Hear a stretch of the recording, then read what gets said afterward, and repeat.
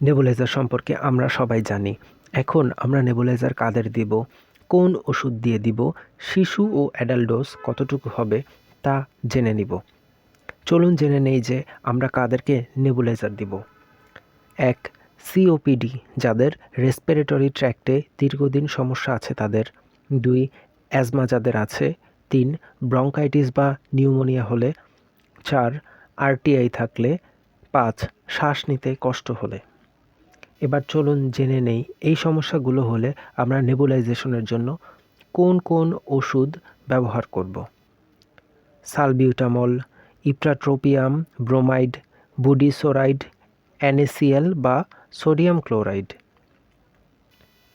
এবার চলুন আমরা সালবিউটামল ও ইপ্রাট্রোপিয়াম এর ডোজ সম্পর্কে জেনে নেই।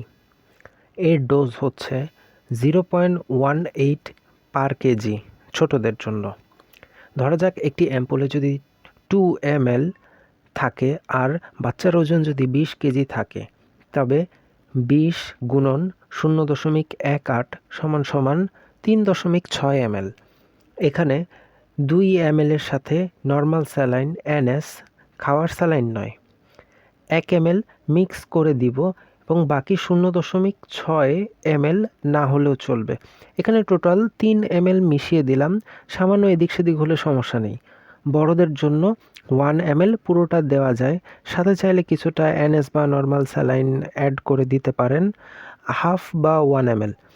এবার দেখব বুডিসোরাইডের ডোজ। 6 মাস পর্যন্ত 0.5 ml, 6 মাস থেকে 10 বছর পর্যন্ত 1 ml, অ্যাডাল্ট হলে 2 ml। বুডিসোরাইড বাচ্চাদের জন্য বেশি ভালো কাজ করে।